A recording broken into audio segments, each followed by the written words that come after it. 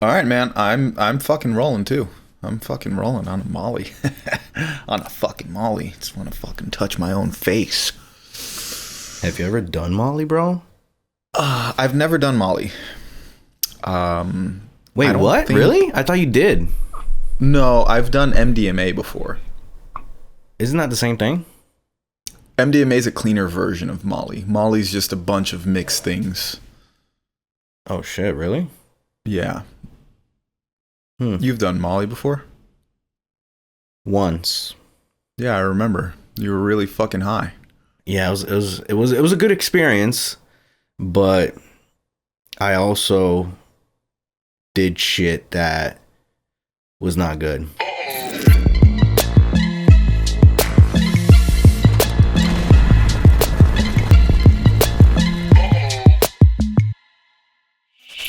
Yeah, I feel you. Like, you put that whole remote in your butt. That was really weird.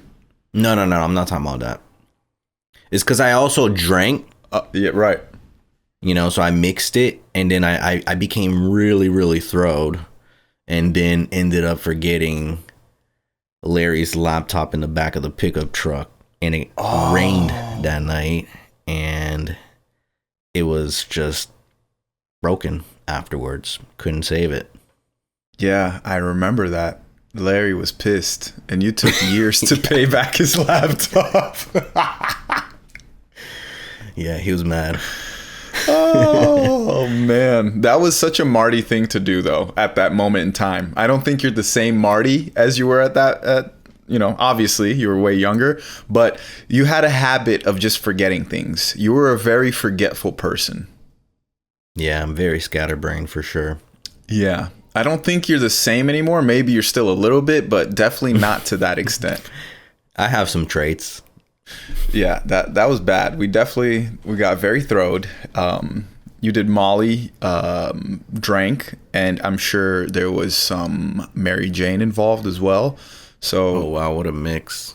Yeah, that combination, that'll get you going for sure. I remember looking at the speaker and like actually feeling the sound. It was so crazy. I was just staring at the speaker playing music and just like literally just feeling music like I've never felt before. It was so nuts. Yeah, that's how I felt when I did mushrooms. Have you ever done mushrooms? I've microdosed before. But it wasn't to a point where I'm like actually feeling high. It was just like me being in a good mood, honestly. Was that time that we were at your cousin's wedding? No, I didn't do it then. You didn't do the chocolates? I don't think so, no. No. I don't remember doing that, no. You were concentrated on other things, huh? I think I was. Yeah. I think I was. Yeah, I remember. I can't wait to tell that story when you actually have a wedding. I don't know what you're talking about. So then should I just tell the story right here on the podcast? Sure, make up that story. Oh, okay. Make up that story. Well, Marty met his future wife over at his cousin's wedding. Wait, who are you talking to? The audience. Oh, it's because you're looking at me, so I was kind of confused. Okay, do you want me to look at the camera and then talk to the audience like this? Is that better? You don't have to say it in the third person. Just talk to me and tell the story. Reiterate. Retell me the story.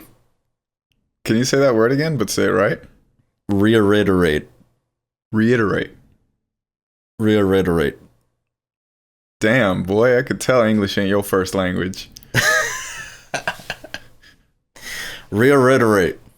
Anyways, that's where you met your wife, or your future wife, because she was just some girl that you have. Wait, I don't even think. Have you guys even kissed up until that day that we were all hanging out at the Airbnb? Or was that the first day that you guys kissed? I don't know what you're talking about. Like what? Okay. What day? All right. Let me tell the story.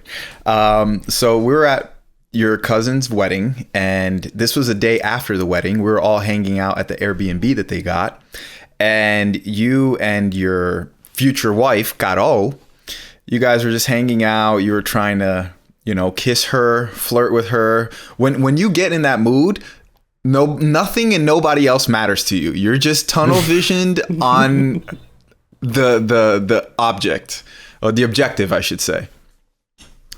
And I remember you guys would disappear here and there, and we were always like, oh, where's Marty? Where's Marty?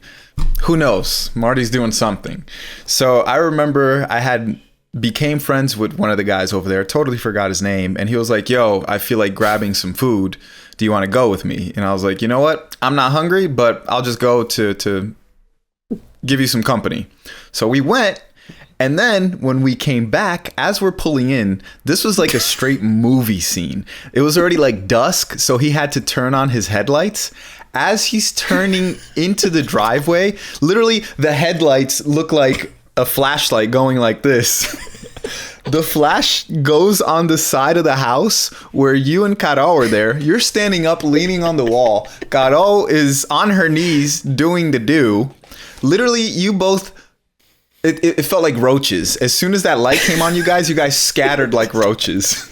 And then, this is such a lie. And then me being the person that I am, I wasn't going to let it go. So I just tried to find you at the party, and I was like, you know, like giving you a certain look, and you didn't know that I was the one in the car. That's why. So you were like, what, bro? And I was like, I know what you did, and I know what you was doing, huh? And he was like, what are you talking about, man? What you talking about? Trying to keep it a secret. Yeah, that's the story I'm gonna tell. I have to make the story better, you know, add some things to it. But when you have an actual wedding, that's gonna come out for sure. Bro, it's not entirely true. Not entirely true? So what part did I lie about? Just the whole thing. Maybe it was someone else. No, it wasn't anybody else. There wasn't that many people in that house. Bro, there's a shit ton of people. What are you talking about? It wasn't that many people. Everybody looked very different. There was white people and there was Brazilians. We were the Brazilians. Regardless, man, it's an embarrassing story. You shouldn't embarrass us like that.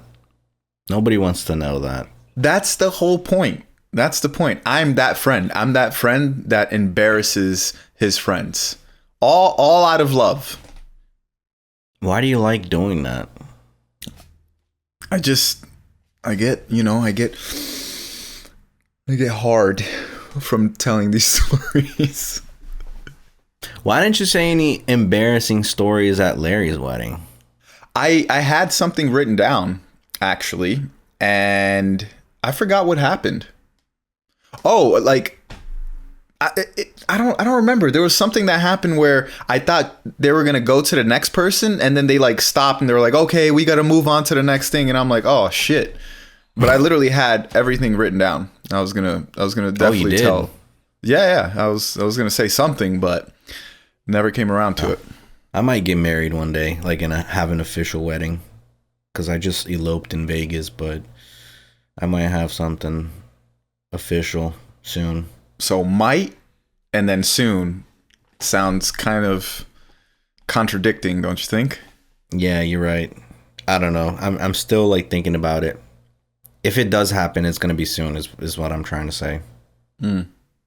Yeah, I want to get married as well. I'm only engaged, but not married yet. I'm gonna get eloped in a few months, and then have an actual marriage in Brazil, either in 2027 or if things aren't where I need it to be at that point, gonna be in 2028. You could get a lot for your buck in Brazil for sure. Yeah, I mean, not to mention my dad owns a huge hall, like event hall / restaurant that fits like 600 people. So he gave a wedding to my 3 siblings, and he was like, I want to give you your wedding as well. So all I got to do is go to Brazil. Obviously, you know, there's going to be little expenses that I got to take care of, like the wedding dress. I got to get a tuxedo and all that stuff. But for the most part, the biggest expenses are kind of already paid for. So I'm blessed to have that. That's the only reason why I'm considering getting married in Brazil. Do you talk to your dad often? I talk to my dad about once a month, maybe once every 2 months. I feel like since my son was born, our relationship has gotten a lot better. I never lived with my dad, and I just had a lot of resentment towards my dad for abandoning me in his own ways. And how did that happen? Like, he left you guys? Yeah. I mean, I don't want to put my business out on a podcast and on the internet, but my dad wasn't part of my life. Just put it that way. And since what age? Since I was born. Oh, so you never had a dad really in your life? No. Although, like, I do have fond memories with my dad when I was little. He would be in my life here and there. Like, he would come in and then leave, and come in and leave, and come in and leave.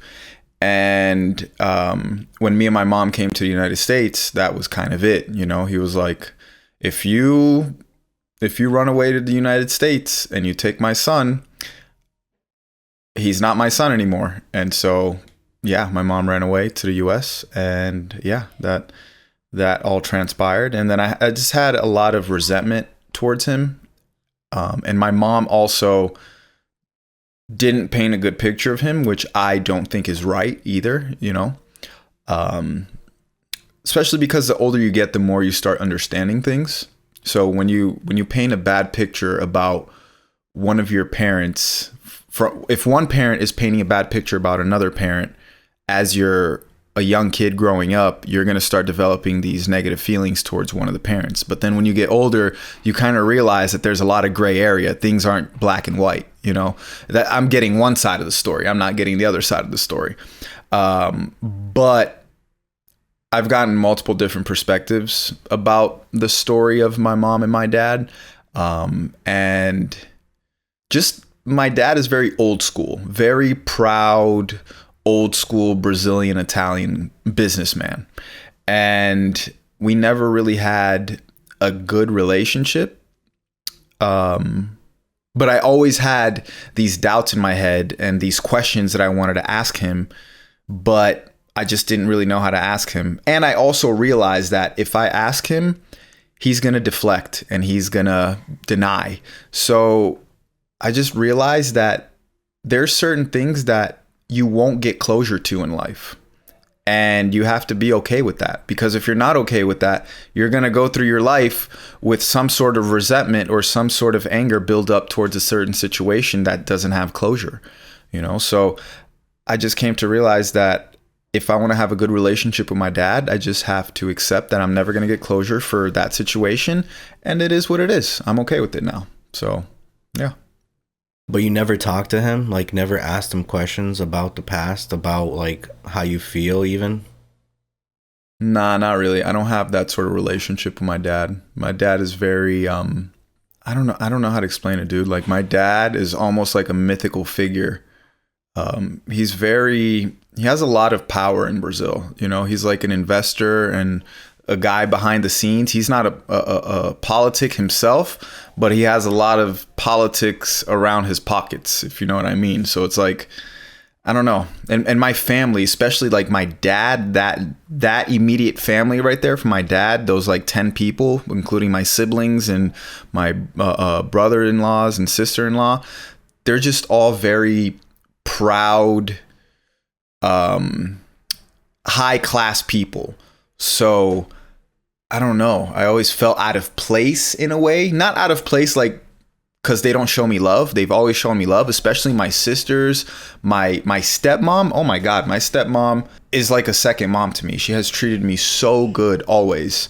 But there's always just been just certain thoughts that I have in my head and that I wanted answers to. And I kind of dabbled a little bit when I was younger with my dad, and he would just deny and like move on and deflect onto new things. So I just realized that it's not even worth it. You know, he's gonna tell me something that I know isn't true, and that's gonna piss me off. And for what? You know, like, whatever, let it die. It already happened. The past is the past. Let's just move on. So you feel like you're never gonna get closure with him? Nah, not really. Maybe, you know. You're okay with that? I'm okay with that. Yeah, totally okay with that. And also, I think that he's been a way better father to me ever since my son was born.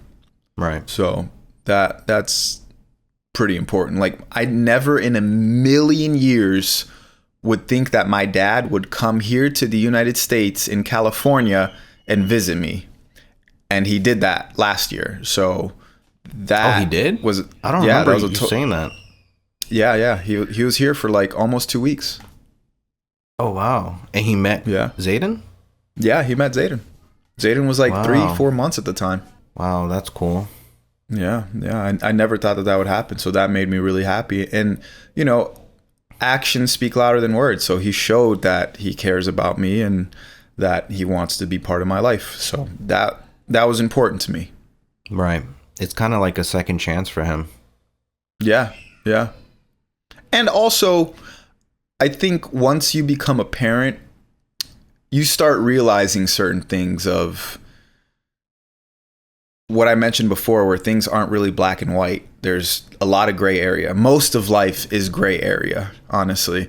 And sometimes you make a decision that you do regret, but you just got to live with it and you got to move forward. There's nothing that you can do, you know? Like, me and you have like a pretty similar relationship when it comes to our dads, because my dad, like, although like I was kind of partially raised with him, it still like became a thing where we're not that close anymore, you know? And like when he was together with my mom up until I was 8, like I was super close to my dad. He's like the one that basically taught me fishing and he taught me a lot. And then once he got remarried, like once he divorced my mom and got remarried, he ended up just like leaving back to Brazil. And I was just like, what the fuck, you know?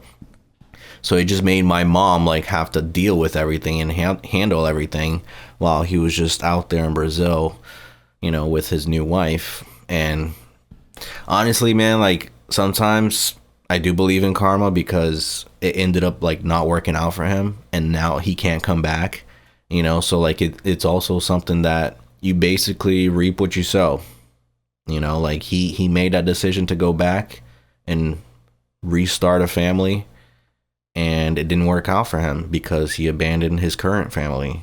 I've had conversations with him about it, and obviously he does become a little, you know, defensive. He always basically explains himself of why he made the decisions he made, but it still doesn't, in my eyes, doesn't justify leaving your kids, you know? It's never going like, to. I can never, bro. I can never leave Lily.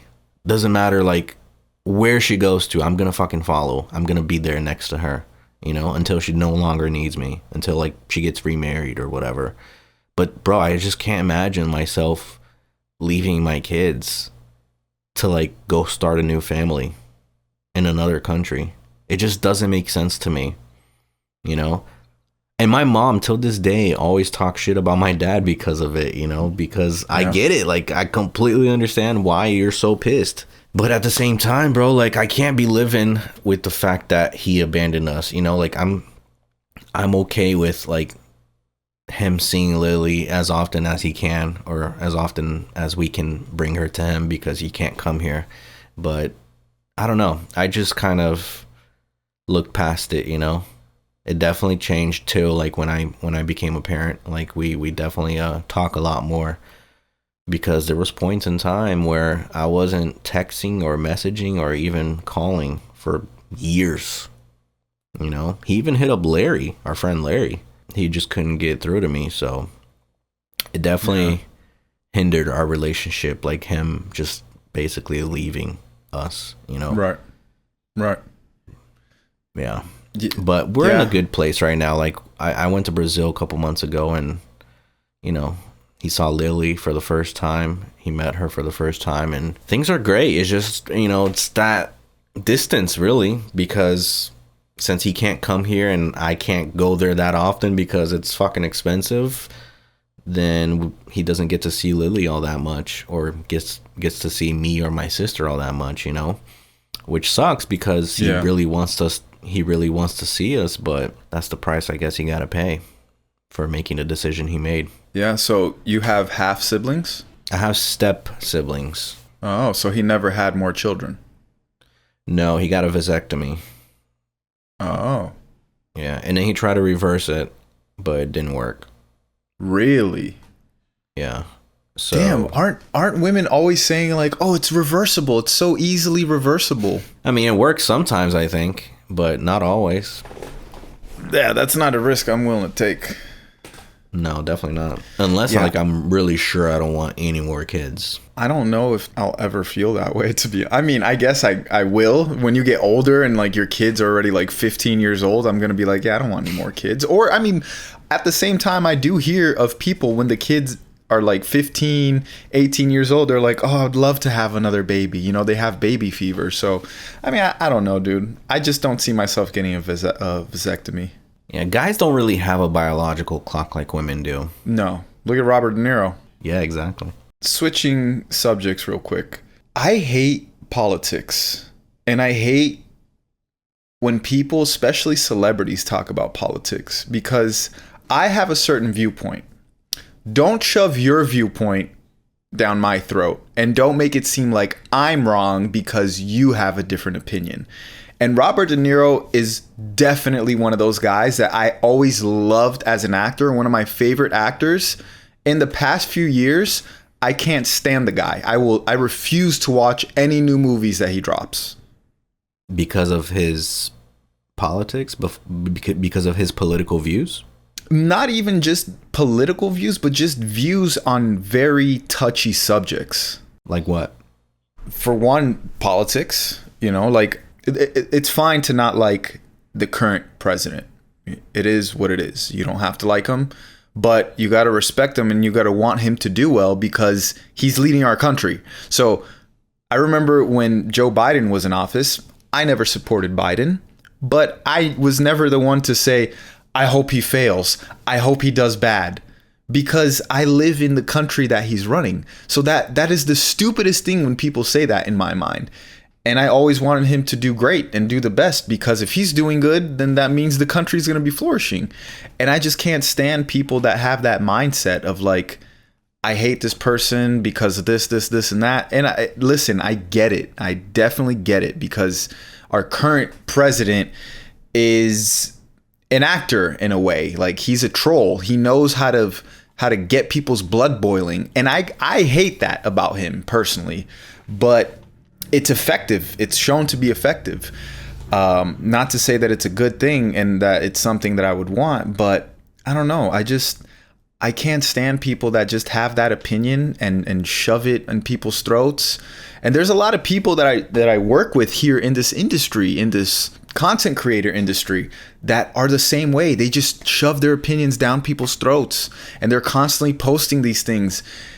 And I just have to either mute them or unfollow them because I'm like, dude, like, yes, I have a political opinion or I choose a side in most of these controversial topics, but I don't like posting about it just because I know that there's people that have a different opinion and I respect their opinion. I respect everybody's opinion. You know what I mean? Like, I don't know, man. In the current climate that we're in, the world and politics and all this stuff. And mind you, I've always been a person that I don't believe that there's a good thing as a good politician. My uncle taught me this. There is no such thing as a good politician. There's only one that's less bad, meaning they all suck, but some are a little bit less worse than the others, you know? Yeah. I don't have a problem being vocal about your opinions or your political views. What I have a problem with is like when the other side basically shuns you down, like basically calls you dumb for thinking the way you do. Because it's not like a intelligence thing. It's a philosophy. You have a different philosophy than I do, so don't call me dumb for it or bash on me for thinking this way. Because a lot of people that are liberal in a sense, they basically look at Republicans like they're dumb, like they're just hillbillies or whatever, you know, like middle America that don't know shit, that are basically old school. But in a sense, it's just a different philosophy. Yeah, but it's kind of the same way with Republicans looking at liberals. You know, they look at liberals like, you're dumb, you're an idiot. Like, why do you believe in this? Like, what are you doing? You want communism? And that's wrong too. I think it's wrong on both sides. Like the vaccine, for example. I don't shun people that got the vaccine because I don't want people to shun me because I chose not to do it. Allegedly. We don't know. I don't know, dude, but I think it's you hit the nail on the head, where it's more so people shunning the other side. Everybody's just talking shit, as opposed to just learning and having a conversation and having a debate. You're right. I don't mind people talking about it, but I just hate people bashing the other side. But the thing is nowadays, a lot of people, when they do post these political things, they're bashing. They're not just talking about their side and about these great things. They're bashing the other side. That's what it is. It's rage bait. There's literally a word for this. So that's what I hate about it. I think you're totally right. It's not necessarily that people talk about it. You should be able to talk about it, but it just became like oh, you don't know what you're talking about, you're an idiot. And then there's just so much also misinformation, dude. Like, everybody thinks that they have the right information, and I'm like, you don't know. You really don't know. You really think that you have the right information, but you didn't really do the research yourself. You listened to somebody talk about it, like even like a Candace Owens, which I like Candace Owens, but there's a lot of things where I'm like, I would need to research that myself. And she gives away all her all the links and all the what's the word I'm looking for? References? Yes, she gives all her references, but people don't check the references. People just go by what that person said, and now they just regurgitate what they're saying, missing out key points of information. And yeah, that's the society we live on. Especially the older generation. Like my mom has been here for the past couple of days.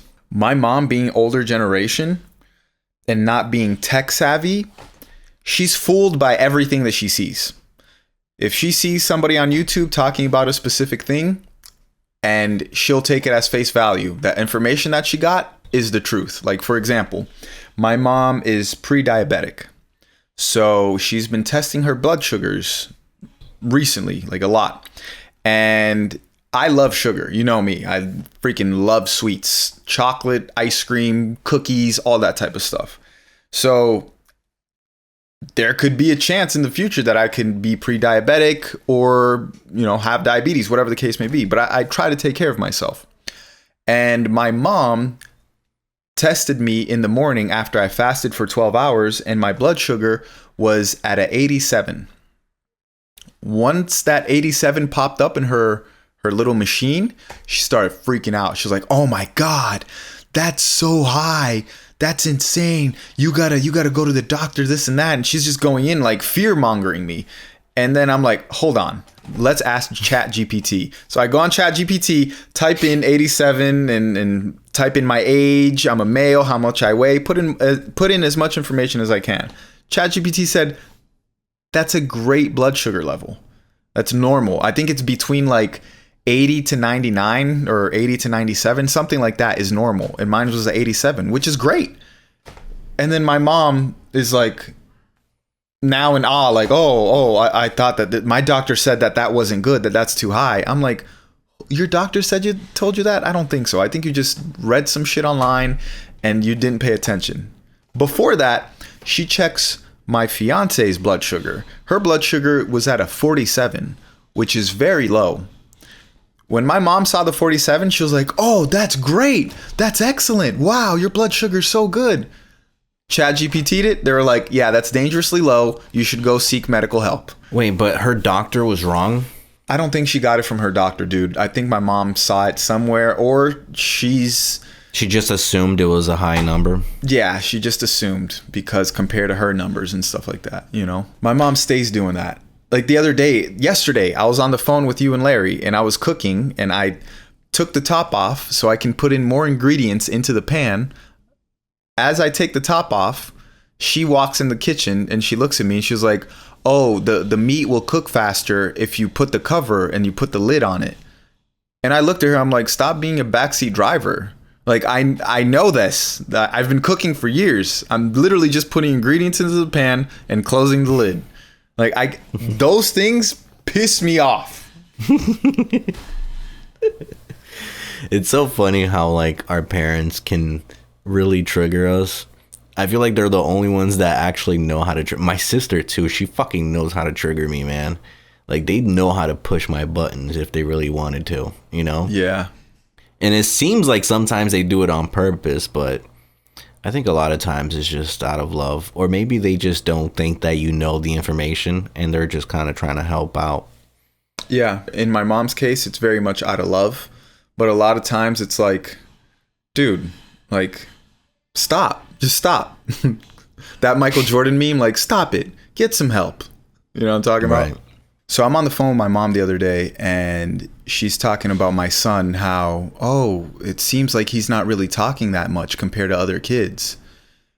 And, you know, putting those little seeds in your head as a parent makes you worry, because you're always thinking about development. And as much as I try not to look at other kids and compare, you always do naturally. You're like, oh, hold on, that kid's doing that. How come my child isn't doing that yet? You know? And so my mom was like, oh, I spoke to my psychologist friend, and it seems like he's a little bit delayed when it comes to speaking. Maybe you should consider speech therapy. And I was like, I brushed it off. I was like, Mom, he's good. He's not even 1.5 years yet. He'll be talking soon. Boys tend to be more advanced physically, and girls are more advanced mentally. So when I'm looking at his little friends, sure, he might not be blabbering as much as his friends that are girls, but none of them are kicking a soccer ball like this kid is. You know what I mean? Right. And I made the mistake of passing that information on to my girl. So now my girl's like over worried and thinking, and I'm like, damn, like I messed up. I shouldn't have done that. But then my mom comes here. She's currently here in LA, and she tells that to my girl. And my girl, now that she's had time to process this, was like, did you have a speech therapist? And my mom was like, no. Did you get a speech therapist for your son? No. Oh, well, I didn't have a speech therapist either. And we're all talking. And my mom was like, yeah, you're right. You got to give him perspective sometimes, you know? It's like they say things out of love, but they also don't realize how these things can affect you, especially when it comes to dealing with your child. Because me and my mom have bumped heads a lot when it comes to my son, just because she says something that she did her way in the 90s with little information that she had, no internet, compared to us nowadays, where we learned from the older generation of things to do and not to do. You know, I'm not the nicest person. This is going to sound terrible. Not that I'm mean to my mom, but when it comes to those things, I don't have the best reaction. I just like shut off, or I'll just be rude about it. I'll just be like, this is my son, my way or the highway. So I don't care what you say. You know, like the other day, damn, they're having a whole jam session downstairs. They've got the blender going. My son is screaming. Sorry, audience. I apologize, but you know, living in a house with the toddler is pretty crazy. The other day, my mom and my mother-in-law were here, and we have this, I forgot what it's called. We have an ottoman for our couch, and we have like a sliding table on top of the ottoman that you can move back and forth, a rolling table, I should say. And that rolling table has corners, you know, and our son loves playing on the couch and on the ottoman. So he's gotten very close to hitting a corner. He's hit his head before on that ottoman or on the table, but I'm not going to move the table. We used to have a dining table that I took out of the dining room and gave it to somebody. Our whole living room is now a playpen for our son. It's not even a living room anymore. And so I've already done a lot of things to childproof it and to make it as good as it can be. And if I take that table that we have on our ottoman, we're literally not going to have anything to eat dinner on. You know, we're going to have to hold our plates like this and eat dinner if we ever want to eat dinner on the couch. So my mom and my mother-in-law were like, oh, you got to take this table out of here. It's so dangerous for him, or this and that. I'm the type of person that I'm like, listen, he's probably going to hit his head on that table. He's going to learn eventually. He's going to see it hurts, and then he's going to be like, yeah, I don't want to do that again. He might hit it 2-3 more times, but eventually he's going to learn. He's going to be like, yeah, I'm not going to do that anymore. I'm going to be a little bit more self-aware, you know? and they're just going off, or not even just going off, but they're just constantly like pounding, like, you got to get this out of here, or maybe move the table over there, or move the table over here, don't leave it here. It just got to the point where I got sick of hearing it and sick of telling them that I'm not going to move it, where I just got rude. I'm like, listen, you both are in my house, my rules. That table is going to stay there. That kid is my son, not yours. So I get to choose what I want to do with him. So I don't want to hear it anymore. The end. And they were both like, okay. I was like, okay. Yeah, I mean, sometimes you do have to say that, man, honestly. But before, like, you start bottling it up and then one day you just fucking explode on them, you know? Yeah. It has to be addressed, like, immediately. That's what I've learned. Or else, like, it comes off, like, really, really bad if you, like, keep holding that in. Yeah, man. Families, it's funny how, like, also people with no kids try to give you advice. Like, even my sister was here the other day and just saying certain stuff. Like, what are you saying? Like, don't give me advice that you can't back up. It's like other people who wants to give you advice on how to make money and yet they're broke. You know, it doesn't make sense. Like, I'm not going to listen to you. Yeah. I'm going to listen to people who have money. So what did she say? She was basically saying, like, how certain things that Lily does is not normal. And then I was just, like, kind of fed up. I was like, wait, who the fuck are you to say what's normal? Like, you're not in a position to give me advice. What is Lily doing that she didn't consider normal? Well, because Lily is basically, like, she's really, like, distant when it comes to, like, strangers, you know? She doesn't, like, get too close to them. She doesn't. And, like, even though my mom is her grandma and my sister is her aunt, to her, they're basically strangers because she doesn't see them that often. You know, they live across the fucking country. So, in her eyes, they're basically people that she's not too familiar with. So then, like, one time, my sister was looking at her and she just kind of, like, started crying. And then she's like, wow, that's not normal behavior. And I was like, what the fuck? Who are you to say what's normal? We go to a pediatrician all the time and everything. That's honestly the only person that I listen to see if we have a normal kid or not. Because no one else can tell me that. You know, like, no one else sees kids on a day-to-day and studies this and has a degree behind this. So if my pediatrician is telling me that everything is normal, like her behavior and her, you know, her physicality is normal, then I'm going to assume that it is. I don't know. Sometimes you just got to put them in their place because a lot of people be giving advice, bro, and they're not in a place to do it. You know, like, they're not qualified. And that happens a lot with my wife's family because they're always trying to give her advice on what we should be doing.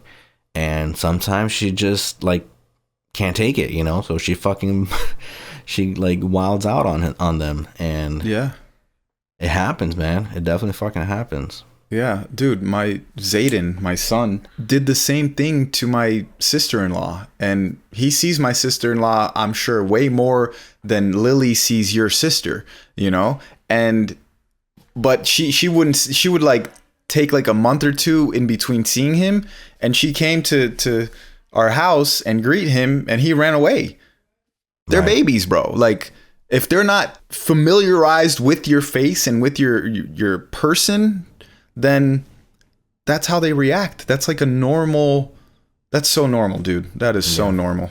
Honestly, the only people that she's 100% comfortable with is me and my wife. Like, no one else, you know, even though they see that other person all the time, she's not comfortable with them. Like, because we're the only people that she trusts. Yeah. So, yeah, I honestly didn't, like, think that Lily was not normal for reacting that way. I just got mad at, like, she said something that was not true. And not only is it not true, it also, even though she didn't mean to make you feel some sort of way, it makes you like doubt, you know, like it makes you doubt something for like even a second or two where you're like, wait, hold on, is my daughter not normal? And then you're like, wait, hold on, my daughter is fucking normal. Like, what are we talking about here? You know? Yeah, exactly. So I definitely get that. My mom would make me feel that way all the time with like certain things. And then she comes here to LA and she's like, wow, she's extremely hypocritical with certain things. With his speech, she'll be like, "Oh, he's so delayed compared to the other kids that we see." And then other things, she's like, "Oh my God, he's so advanced. Look at what he's doing. This is something a 3-year-old would do." And I'm like, okay, like, what? Choose your battle. I don't know if now you're just trying to like sugar me up. You know what I mean? At this point. Yeah, I mean, people are always going to say stuff that's going to piss you off, man. Even teachers, I feel like it's going to happen one day where they're going to be saying, like, certain things about Lily that I'm not going to agree with. Yes and no. That is something that's a little bit more difficult. For sure, you know who your daughter is, but I do believe, not right now, but in the future, like when our children are like 8, 10, 12 years old, they're going to act different around their friends versus around you. Look at how you used to act around your friends when you were younger compared to with your mom and dad. You know, we would act very differently. So right now we know them fully because we're always with them. But once they start hanging out with us not around, they start developing a different side of their personality, you know, and they're not going to want to necessarily show that side of personality to us. Like, we would curse all the time, but we wouldn't curse in front of our parents. I don't want that day to come, man.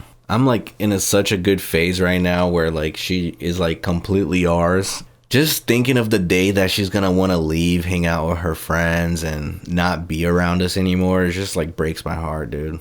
Yeah, I think that's why you really got to just enjoy the moment and just be as present as you can be. And that sounds so cliche, but man, sometimes I catch myself where like we're doing something, but I'm in the middle of having to like do some business emails or something like that.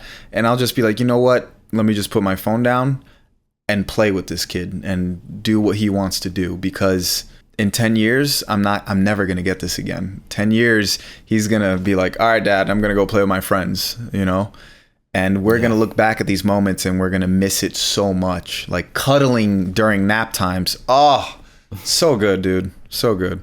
Yeah, Lily's like so sweet right now towards me. Like she's always hugging, kissing, and like always being so fucking sweet. And I'm just like lingering on every moment because I know that once she hits a certain age, it ain't gonna happen no more. Sad, but true. I saw this one thing on Instagram. I don't know how true it is, but they said that we spend, by the time that our kids are 12 years old, we have spent physically 80% of the time that we're going to physically spend with them by the age of 12. And that made sense to me because think about it. Once you hit that age of 12, 13, 14, 15, you're starting to hang out with your friends more. So you're hanging out with your mom and dad way less, you know? Yeah. That made me sad. I'm like, damn, like 12 years old, 80%, dude. That's insane. That's like 10 more years. Yeah. And like, I get it. Like I see my mom once every few months for like 4 or 5 days. Yeah. My mom tells me all the time, like how she misses us living close by or at her house, you know, all the time. So I could definitely see myself feeling like that towards Lily for sure. I think a lot about the past in the way of, wow, that was such a good time. Like sleeping on your couch for like a month or so. Oh, when you moved to LA? Yeah, in its own ways. Like, of course it sucked. Like I didn't want to be there, nor did I want to, you know, put your family in that. I just got stuck in a situation, and luckily your mom became like my California mom, and she was like, no, like please, like stay here as long as you want. But it just like at that moment you're like, I gotta get out of here, I gotta get my own place. But then you look back at it, of course, like everything you're looking back at it because you already know everything figured itself out, so it's easier to look back at it with a good sense. And yeah, it's just such a good time, dude. Even like living in Glendale with my old roommates, I was just thinking like, man, what a great time. Yeah, and then you're going to be looking at your current life right now and being like, what a great time. It's always like that, man. Yeah, even looking at old videos and stuff that we've made, I'm always thinking like, holy shit, this was so fun. But at the time, it wasn't that fun. Yeah, because like you're like working in a sense. Like you're, I don't know. Struggling. I get it. Yeah, you're struggling for sure. Like we were all broke as hell in those days. But it's fun though. It was fun to like chase like that journey and like making it happen. Just being kids, being, teenagers in our early 20s, going to parties, like not giving a fuck, being so reckless, but also working towards our future. It was so fun, dude. Like not having a care in the world. Having children makes you realize that, you start to mourn your old self, like your single self, your younger self, where you got to do these things, because I would never trade my kid for anything in the world, but you're never going to get to live that again. You know what I mean? Like that was the old you. This is the new you. And I do think that having kids is the meaning of life. I feel like I've always was searching for why are we here? Like, what is the meaning of all this? And I really do truly believe that it's to have kids and to raise kids, to raise good kids, good humans. Basically teach what you know, what you've learned through your experiences. Yeah, teach the good stuff and filter out the bad stuff. Yeah, or even teach them like what you did wrong. That way they can prevent it in the future, not commit the same mistakes. Yeah. But honestly, bro, like I'm so happy that I had Lily at this age, because I got to enjoy the fuck out of my 20s. And a lot of people don't have that privilege. They have kids pretty early. So then they kind of miss out. And then like, once the kid starts growing, they start like wanting to get that time that they basically lost. Like going out, but like it's just, I don't know. If we had kids way earlier in our 20s, I think we would still be hungry to like want to party or kind of live that life that we basically already lived in our 20s. Yeah, me and my girl were literally last night in bed before going to sleep. We were literally talking exactly about that, and she was saying how she remembers her parents like taking tequila shots and having friends over and then leaving her with like their mom while they go out to party, because my mother-in-law had my wife when she was like in her mid 20s, early 20s.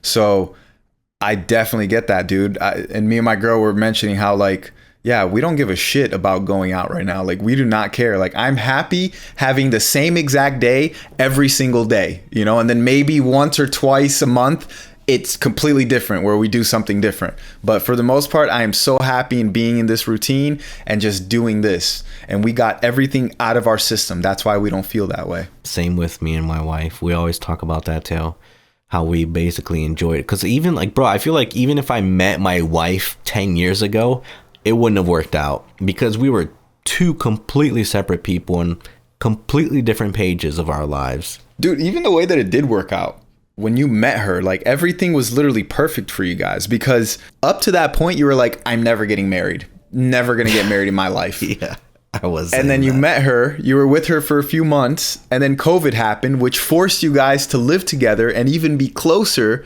And then there's no looking back ever. COVID basically like sped up the process to see if we were meant for each other. It really did, because we were stuck in the apartment for days upon days upon days. And like we wouldn't really get tired of each other. But if we weren't meant for each other, then I feel like we would have gotten tired of each other pretty quickly. Yeah, for sure. And I would have realized like, oh no, she ain't the one.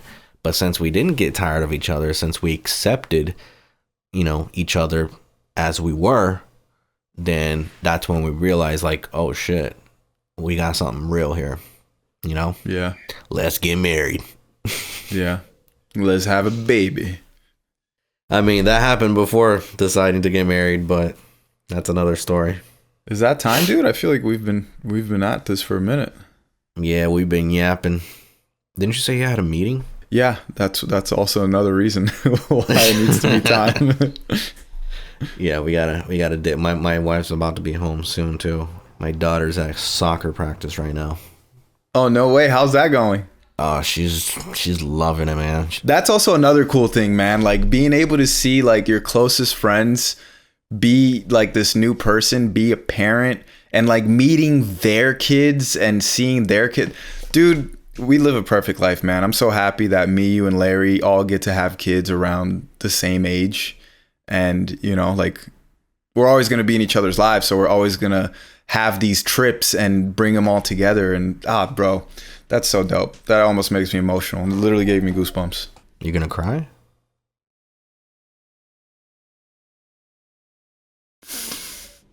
Damn, you're an ugly ass crier, bro. Holy shit. That's not how I cry, bro. That's not how I cry. How do you cry? I feel like I have those man cries where like I try to hold it back and then you just see like a tear fall. And then I'm like, it would have to be a very traumatic thing to happen in my life for me to cry like that. Yeah, I don't cry that often. I don't think it solves any problems. So that's why I don't cry. Yeah, sure, but also to counteract that, not to say that I fucking cry, but it is good to cry. I feel like sometimes we just you'll cry, baby bitch. Dude, I don't know. Sometimes as men, especially we're Latino, we come from a very proud culture of like, man is this and man, you got to be manly and manly. And yeah, I mean, it's good to have emotions. And it's funny, I say that, but I feel like I don't really have emotions like that. Like I'm already pre-wired that way. And it's like, how can you rewire me? You know what I mean? After all these years. Yeah, I always grew up with my dad telling me like, men don't cry. So like, it's already embedded in my brain that I shouldn't be crying. Yeah. It doesn't happen that often, but when I do, it's because I'm really going through it. But even when I'm really going through it, bro, like I just don't catch myself crying. Like it's really hard for me to start crying for some shit. Yeah, I'll have like a burst of anger before I cry for sure. Like I'll like start cussing up a storm and like, yeah. Yeah, I don't think I'd cry like that. I don't even remember the last time that I cried, dude. Could have been watching like Passion of the Christ. Oh, really? I don't really cry for that, like stuff like that. It's more like relating to my life. Like maybe I'm going through like some crazy financial trouble and I'm like, I have no way out and I'm like, fuck, what do I do? You know, like then let me fucking cry. Maybe it'll make $1. Yeah, exactly. There's nothing else I can do. Yeah, I really don't remember the last time I cried, but I have cried a few times during movies, like Marley and Me. Did you ever watch that? Yeah. That I didn't shed a tear, but I definitely felt emotional for sure. Yeah, and when I say cry, it's like that manly cry where you're like, and then you just like you got a tear falling down. And bro, like it's inevitable. You know the dog's gonna fucking die at the end of the movie, and I've known this since watching the beginning of the movie. I'm like, yeah, this dog's gonna die at the end. And yeah, it was just so good. It was so good. Oh, I actually do feel like I shed a tear on that Will Smith movie, The Pursuit of Happiness, when he actually got the job, and he was like, I noticed that like when actors aren't trying to cry, but yet they kind of do, like they're holding back the tears, that's when it gets me. Yeah, like their eyes like get bloodshot red and you start seeing like a tear starting to well up. Yeah, because you feel that shit too. Yeah, I agree with that. Marty, bro, you're making me more late for my fucking meeting. Right. So, guys, thank you so much. Appreciate you guys for watching. If you're still watching this far, make sure that you like this video. Leave us a comment, whether something about something that we talked about or maybe a question for a future episode. And subscribe. Peace out, guys. See you next week. Deuces.